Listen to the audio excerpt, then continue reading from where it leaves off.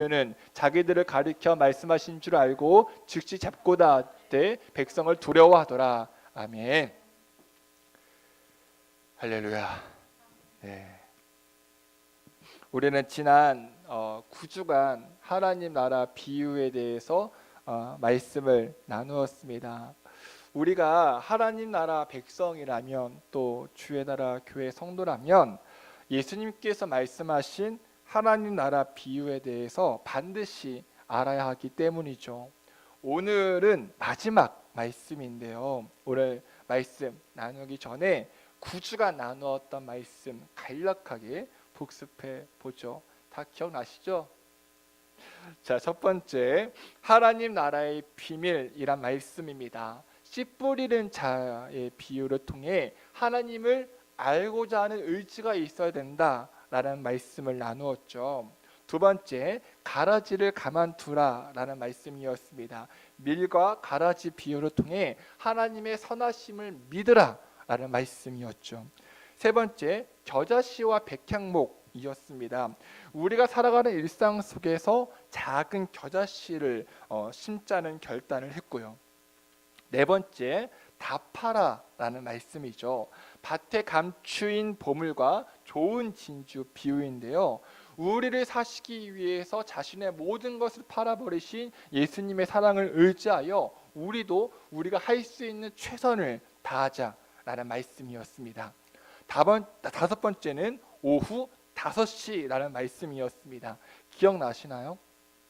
고마워요. 오후 5시 포도원에 간신히 들어갔으나 하루 품삯을 다 받은 사람들처럼 자격 없는 나를 구원해 주신 기쁨과 감사로 살자는 말씀이었죠.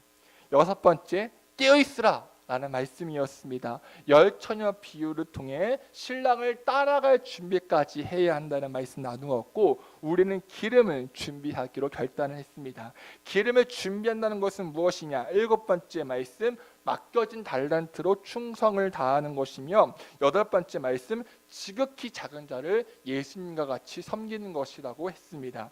마지막으로 아홉 번째 말씀은 큰 잔치 비유인데요. 초대받은 자들의 태도에 대해서 나누었습니다. 초대받은 자들은 반드시 잔치에 응해야 하며 참여해야 하며 세상에 나가 사람들을 데리고 와야 하는 그런 자세를 우리가 갖춰야 된다라고 나누었죠. 살아가는 부천 주의 나라 교회 성도 여러분, 저와 여러분들은 하나님 나라 백성인가요? 네, 이 땅 가운데 주의 나라 이루며 살고 있나요? 그 나라 소망하며 그 나라 향해 달려가고 있습니까? 아무쪼록 이 9가지 말씀 잘 기억하여 이 땅 가운데서 하나님의 통치를 받고 주의 나라 이루며 살기를 예수님의 이름으로 축복합니다. 자, 오늘 말씀은 포도원 농부의 비유입니다. 사실 오늘 말씀은 이 하나님 나라에 대한 직접적인 비유는 아니에요. 하나님 나라는 이렇다라는 비유는 아니지만 우리가 하나님 나라를 누리고 그 나라를 세우는 가장 기초적인 자세를 말해주기에 너무나 중요한 메시지가 아닐 수 없습니다. 자, 오늘 비유의 무대는 포도원입니다. 등장인물은 포도원 주인의 아들과 종들, 그리고 농부들입니다. 포도원 주인이 포도원을 만들었어요. 그리고는 자신의 포도원에서 일할 수 있는 농부들을 불러서 계약을 맺습니다. 내 포도원에서 일을 해주시오. 이렇게 계약이 끝나고 포도원 주인은 오랫동안 멀리 떠납니다. 그럼 왜 떠났을까요? 이때 당시 팔레스틴 지역에는 외국인 주인과 현지인 농부와의 그런 농사 계약이 흔했다고 합니다. 요즘 말로 외국계 기업에서 한국인이 일하는 거죠. 중요한 것은 이 포도 농사를 지으면 1년, 2년 지나고서는 그런 상품 가치가 없답니다. 적어도 5년이 지나야 이제는 포도를 팔 수 있겠다라고 하는 상품 가치가 생기는 거죠. 다시 말해 주인이 포도 열매를 얻기까지는 적어도 4년 이상이 걸린다는 말이에요. 이해하셨죠? 자, 그런데 10절 보세요. 때가 이름에 라고 하죠. 때가 이름에 이 때는 성경책 보세요. PPT 이제 없어요. 이 때는 포도를 거둘 때를 말합니다. 곧 5년째가 되었고 포도의 상품 가치가 생겼다는 말이죠. 그래서 포도원 주인이 어떻게 해요? 포도의 열매를 수확하기 위해서 자신의 종 한 명을 포도원에 보냅니다. 그런데 어떤 일이 생겼죠? 농부들이 그 종을 마구 때리고 빈손으로 돌려보내요. 완전 깡패죠. 그래서 주인이 다른 종을 보냅니다. 그랬더니 농부들이 또 그 종을 때리고 욕하고 빈손으로 보내요. 세 번째 종도 마찬가지입니다. 이 어이가 없는 포도원 주인이 이제 누구를 보내요? 우리 13절 읽어보죠. 13절 시작.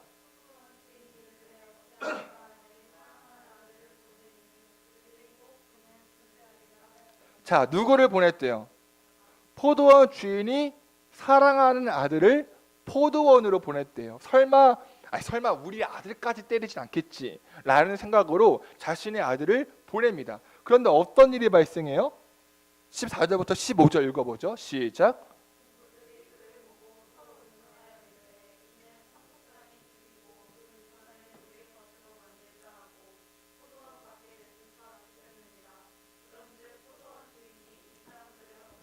자, 여러분, 농부들이 아들을 어떻게 했어요? 포도원 바깥으로 쫓아내서 죽였어요. 정말 미친 거 아니에요? 그럼 농부들은 도대체 왜 이런 짓을 했을까? 이때 당시 유대에는 이런 법이 있대요. 포도원 주인이 포도의 열매를 3년 동안 받아가지 않으면 그 포도원은 거기서 일하는 농부들의 것이 되도록 하는 법이에요. 이해하셨죠? 그런데 포도원 주인이 3년 동안 포도를 안 가져갔고 언제 왔어요? 5년째 왔잖아요. 그러니까 이 농부들이 주인이 죽었구나 라고 생각을 한 거죠. 그런데 주인이 죽었어, 이제 이 농장은 우리의 것이야 라고 생각을 하고 있는 그때에 누가 왔어요? 네, 포도원의 아들이 왔어요. 포도원 주인의 아들이 왔단 말이에요. 그러니까 농부들의 생각에 가만 보자. 포도원을 상속받을 아들까지 죽이면 포도원은 우리 것이 되겠네 라는 생각을 하고 아들을 죽인 겁니다. 자, 그러면서 예수님께서 말씀하세요. 15절부터 16절 읽어보죠. 시작. 포도원 밖에 내쫓아 죽였느니라.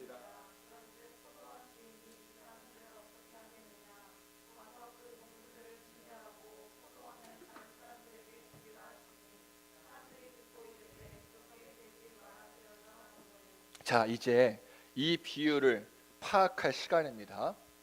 이 비유에서 포도원은 하나님께서 선택하신 민족 이스라엘을 의미해요. 이사야 5장 2절 7절에 나옵니다. 그리고 포도원 주인은 누굴까요? 하나님을 상징하고 포도원 농물은 서기관들과 바리새인들과 대제사장을 의미합니다. 마지막으로 포도원 주인의 아들은 예수님을 가리키고요. 그럼 예수님께서 말씀하신 이 비유는 무엇을 말하죠? 서기관들과 바리새인들이 하나님이 보낸 종 선지자들을 죽이고 심지어 하나님의 아들인 예수님도 이스라엘 성문 밖으로 쫓아내서 죽인다는 거죠. 네, 실제로 이런 일이 일어났어요? 안 일어났어요? 일어났습니다. 그럼 15절부터 16절에서 말씀하신 포도원 주인이 농부를 죽인다는 말은 무슨 뜻이에요? 예수님을 죽인 서기관들과 바리새인들을 하나님께서 심판하시고 그들의 영혼도 죽임을 당한다고 말씀하시는 겁니다. 굉장히 무서운 말씀이죠. 이것이 16절까지의 말씀이에요. 문 닫아주세요, 사모님. 중요한 건 서기관들과 바리새인들이 지금 예수님께서 말씀하신 포도원 주인의 비유를 알아들었을까요? 알아듣지 못했을까요? 알아들었어요. 자, 포도원 주인이 누군지, 농부들이 누군지, 포도원 주인의 아들이 예수님인지도 알아들었습니다. 19절 보세요.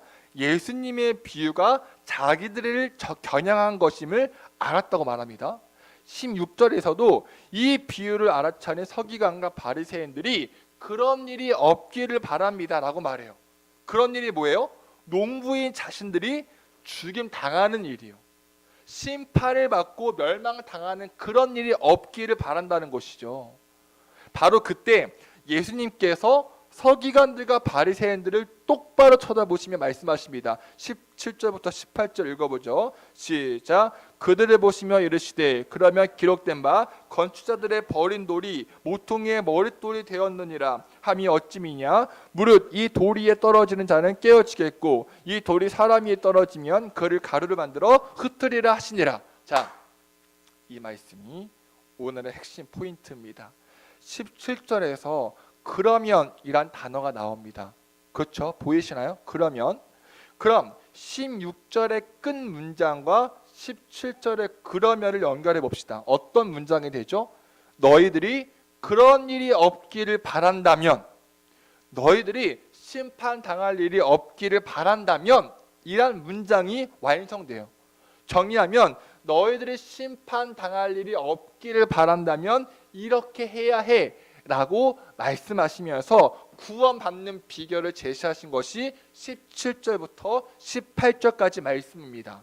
집 짓는 사람이 버린 돌이 집 모퉁이의 머릿돌이 되었다 함은 기록된 말은 무슨 뜻이냐. 누구든지 그 돌 위에 떨어지면 그는 부스러질 것이요 그 돌이 사람 위에 떨어지면 그를 가루로 만들어 놓을 것이다. 자, 우리 이 말씀 다시 한번 읽어보죠. 집 짓는 사람이 시작. 집 짓는 사람이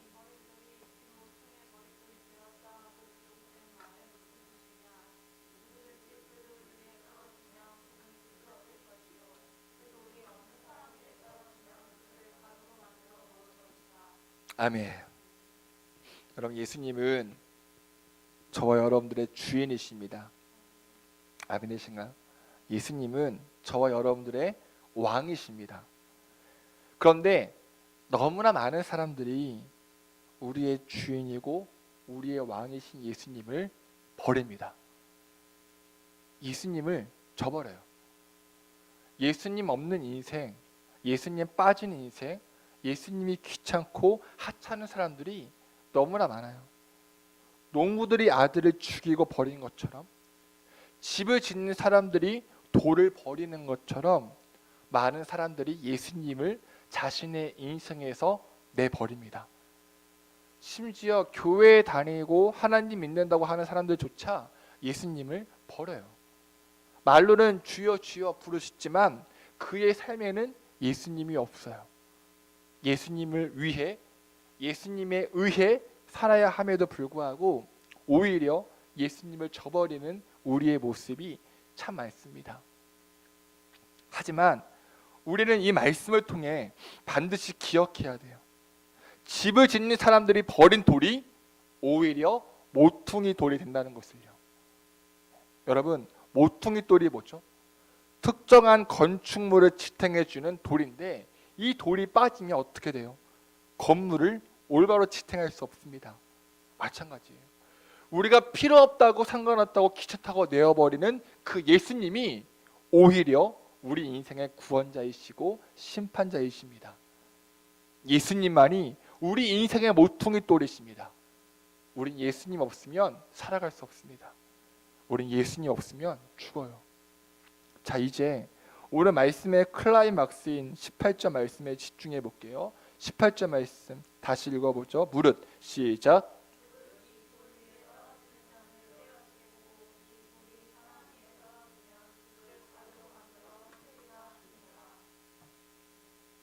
자, 이 말씀에서 핵심 단어 무엇일까요?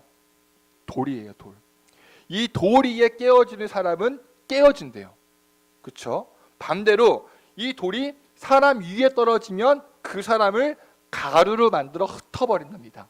자, 먼저 뒷문장부터 보죠. 돌이 사람 위에 떨어지면 그 사람을 가루로 만들어 흩어버린다. 이 말은 무슨 뜻일까요? 간단합니다. 돌이 사람을 죽인다는 거예요. 기독교 용어로 심판한다는 것이고요. 그럼 두 번째, 돌 위에 사람이 떨어지면 그 사람이 깨어진다라는 말, 무슨 말일까요? 자, 많은 학자들이 깨어지다라는 동사에 대해서 다양한 연구를 했는데 많은 지지를 받고 있는 것이 무엇이냐? 하나님 앞에 엎드리거나 경의를 표하다라는 말이 깨어지다라는 뜻입니다. 마지막 세 번째, 여기서 말한 돌은 예수님을 상징하고요. 그럼 이 18절이 말하고 있는 것은 뭐냐? 예수를 버리는 자는 심판자인 예수님께 심판을 당합니다. 하지만 그 돌 위에 떨어져 깨어지는 사람, 다시 말해 예수님을 나의 왕, 나의 주인으로 모시고 그분 앞에 엎드리는 사람은, 그분께 깨어지는 사람은 도리어 하나님 나라를 세워가는데 쓰임 받는다는 말입니다. 성경은 말합니다. 너희는 택하신 족속이요 왕같은 제사장들이요 거룩한 나라요 그의 소유가는 백성이니 이는 너희를 어두운 데서 불러내어 그의 기이한 빛에 들어가게 하신 이의 아름다운 덕을 선포하게 하려 하심이라. 할렐루야. 여러분, 우리가 깨어져야 하는 이유 바로 여기에 있습니다. 한 번 사는 인생, 자기 마음대로 살다가 심판받는 인생이 아니라 한 번 사는 인생, 구원받고 구원의 기쁨과 감사를 누리며 만왕의 왕이신 하나님께 쓰임 받아야 합니다. 여러분들의 젊음의 때에 자신에게 주어진 자유를 자신만을 위해 사용하는 것이 아니라 하나님 나라와 영광을 위해 사용하는 것이 우리가 사는 이유이며 목적임을 믿으시기 바랍니다. 그래서 하나님께서는 우리를 사용하시기 위해 우리를 끊임없이 깨트리세요. 부서뜨리고 낮아지는 훈련을 시키십니다. 저에게도 말할 수 없는 아픔과 상처와 눈물이 있듯이 여러분에게도 말할 수 없는 고민과 아픔과 상처가 있잖아요. 신앙적인 갈등과 어려움이 있습니다. 그 모든 것들이 여러분들을 깨트리고 부서뜨리고 낮아지게 하는 하나님의 훈련임을 믿으시기 바랍니다. 중요한 것은 그 고민의 과정 가운데 하나님 앞에 철저하게 엎드리는 사람이 있는가 하는 반면 그냥 인간적인 해결 방식으로 정답을 찾거나 그냥 무시하는 두 부류의 사람이 있다는 것이죠. 바로 이때 주님께서는 우리를 똑바로 쳐다보시며 말씀하십니다. 무릇 이 돌 위에 떨어지는 자는 깨어지겠고 이 돌이 사람 위에 떨어지면 그를 가루로 만들어 흩트리라 하시니라. 할렐루야. 지금은 제자 훈련을 통해 부서지고 낮아지고 깨어진 청년의 간증을 듣고자 하는데요. 우리 세준 형제 정말 깨어지고 부서지고 낮아졌죠? 네. 이 간증이 우리에게 도전이 되어서 우리 또한 낮아지고 깨어지는 복된 시간 되기를 소망합니다. 우리 간증하시는 분 나올 때 큰 박수로 맞이하겠습니다.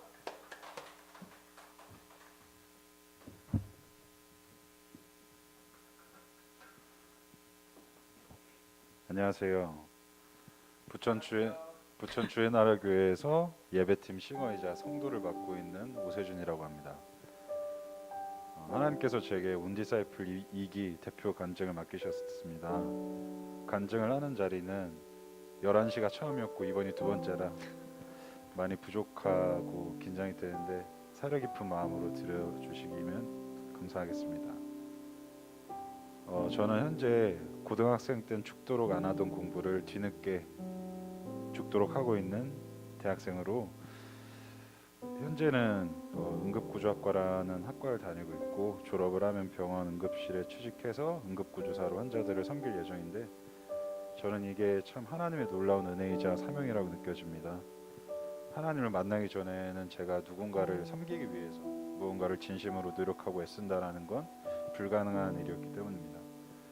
제가 하나님을 만난 거는 지금으로부터 6년 전 21살 때인데 그때는 하나님 만나기 전에는 고등학생 때부터 21살 그때까지는 가수가 꿈이었어요. 근데 노래를 못해서 실용음악과 입시도 떨어지고 오디션 지원에도 막 떨어지고 그랬거든요. 그래서 항상 욕심은 진짜 많았는데 실력이 없어서 좌절과 우울감에 빠졌던 고등학생과 20대 초반을 보냈었습니다.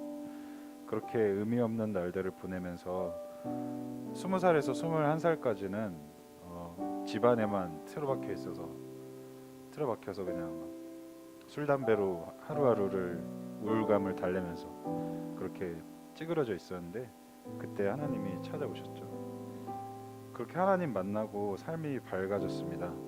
하나님은 저한테 아버지가 되어주셨고 제게 왜 살아야 되는지 또 어떻게 살아야 되는지 천천히 하나하나 가르쳐 주셨고 이제까지 가르침을 주고 계시네요. 이렇게 제자 훈련까지 받게 하시고 사실 저는 학과 편입생으로 들어왔기 때문에 4년 과정으로 배워야 될 거를 3년에 끝내야 돼서 또 졸업을 하면 국가고시를 치고 이제 그렇게 돼야 취직이 가능하기 때문에 이게 매우 바빠요. 바쁘고 지능도 그렇게 뛰어난 편이 아니라서 참 벅차게 느껴질 때가 많은데 이번 학기가 지난 학기들보다 유난히 너무 힘들었던 그리고 난이도도 어려웠던 학기였는데 그래서 이번에 제자훈련 받으라고 부르신 게 잘 이해가 되지 않았어요.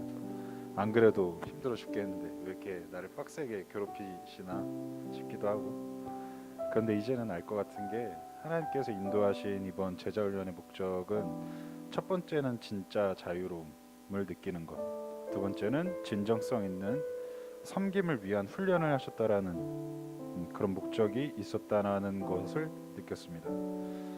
저한테는 진짜 자유로움이 없었던 것 같아요. 그냥 그랬던 척했던 것 같고 왜냐하면 회개라는 개념을 오해하고 있었기 때문이었어요. 저는 죄를 짓거나 실수를 하면 그것에 대해서 하나라도 빠뜨리지 않고 전부 다 기억하고 하나님께 용서를 구해야 회개라고 생각했습니다. 즉 제 행동으로 저의 기도로 저의 저의 의로 이렇게 돼야 한다고 생각했었죠. 그래서 항상 죄책감에 얽매여 살았는데 그래 작은 실수를 하던 큰 실수를 하던 무언가 그냥 제 스스로에게 마음에 들지 않는 말이나 행동 마음속으로 조절되지 않는 작은 속삭임까지 모두 다 제 자신을 정죄할 제목들이라서 아까 왜 그렇게 말했지? 오늘은 실수가 많다. 잘못하는 것들이 왜 이렇게 많을까? 이런저런 생각에 저를 학대했던 것 같은데 그게 뭐냐면 아침에 기도를 하고 큐티를 막 하고 이제 굉장히 경건하게 하루를 시작을 했는데 예를 들면 등교를 해서 친구를 만나는데 대화를 하다가 말 실수 한번 하면은 이제 그때부터 하루가 완전히 뒤집어지는 거예요. 완전히 얽매여져 있고 막 괴롭고 그게 언제까지 가냐면 밤에 하나님께 다시 기도할 때까지 다시 회개할 때까지 그렇게 갔어요. 그래서 집에 돌아와서 일기장에 막 적는 것처럼 오늘 잘못했다고 느껴지거나 스스로에게 마음에 들지 않았던 일들을 고민해서 생각을 해내서 다 그것들을 빠짐없이 기도를 해야 마음이 편해지고 그때부터 다시 뭔가 자유로워지는 거죠. 참 이상했습니다. 인격적인 하나님을 믿고도 그렇게 행동했다는 게 참 이상하죠. 이제 와서 생각해 보면 하나님께서 많이 답답하셨을 것 같아요.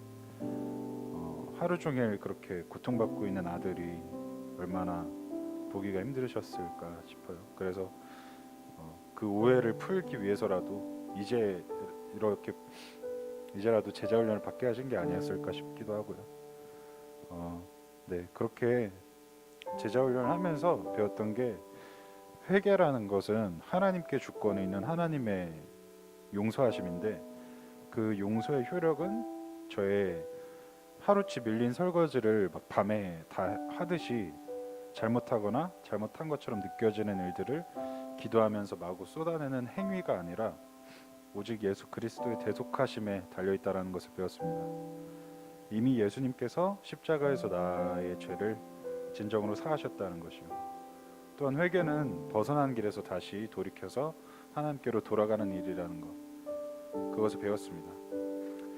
그것을 배우고 나니까 이제 진정한 자유로움을 누리면서 살고 있습니다. 물론 마음껏 죄를 짓는다는 건 아니에요. 근데 어떤 힘이 생겼냐면 이제 하나님을 진짜 인격적인 아버지로서 신뢰할 수 있는 힘이 커지니까 이게 말로 형용할 수 없는 든든함이 생겨서 그 힘이 굉장히 큽니다. 그래서 그 힘으로 말미암아 자신감도 있고 이제 자유로움도 있고 해서 지금도 누리며 살고 있습니다. 두 번째로 제가 이번에 배웠던 것은 진정성 있는 섬김의 훈련입니다. 아까 말씀드렸듯이 정말 터프한 2021년 1학기를 보냈는데 저에게 있어서 이 공부를 한다는 게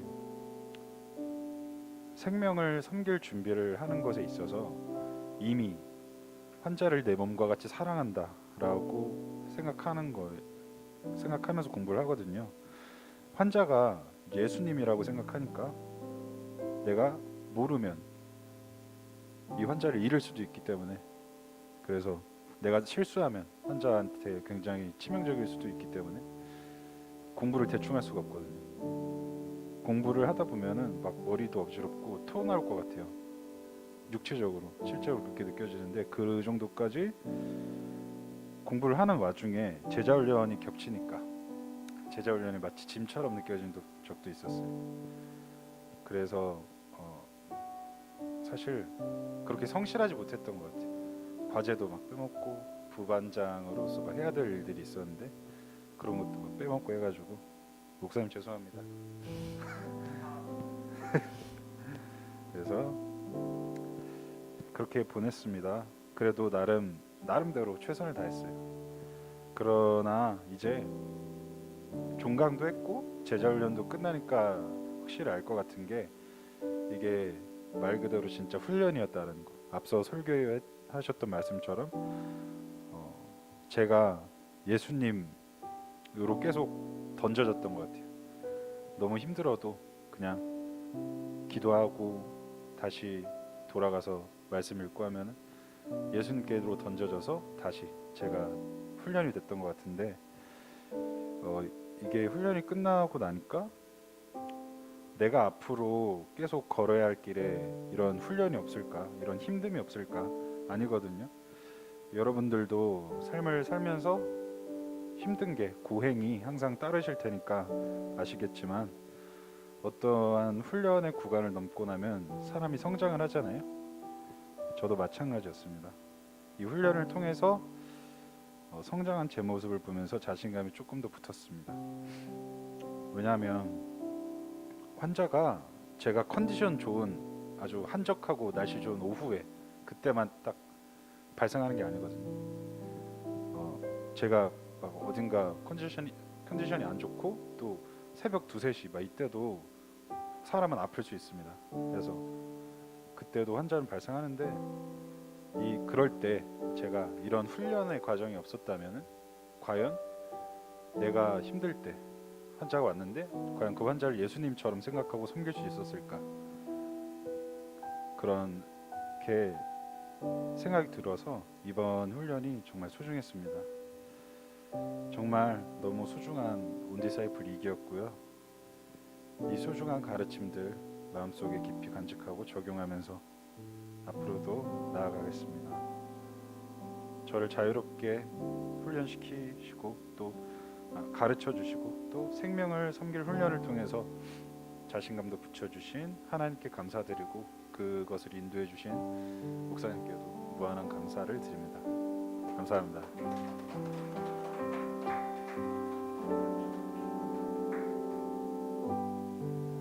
네, 말씀을 정리합니다. 여러분, 하나님께서 여러분들을 사랑하십니다. 아멘. 아멘. 아멘. 네, 지금도 여러분들이 교회에 있는 것은 하나님께서 여러분들을 부르시고 택하셨기 때문이죠. 왜 부르셨을까요? 진우 형제, 하나님께서 진우 형제를 왜 부르셨을까요?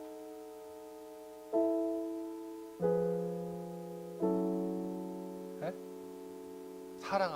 사랑하시고 또 함께 일하시기 위해서입니다. 우리와 함께 주의 나라 이루기 위해서 부르셨습니다. 아멘. 또 하나님의 아름다우심과 전능하심과 구원하심과 사랑을 여러분들을 통해서 선포하시기 위해서요. 아멘. 이것이 저와 여러분들의 정체성이고 이 교회의 정체성입니다. 아멘. 이를 위해서, 우리와 함께 일하시기 위해서 우리를 무던히 다듬어 가십니다. 저와 여러분들을 철저히 깨트려 가십니다.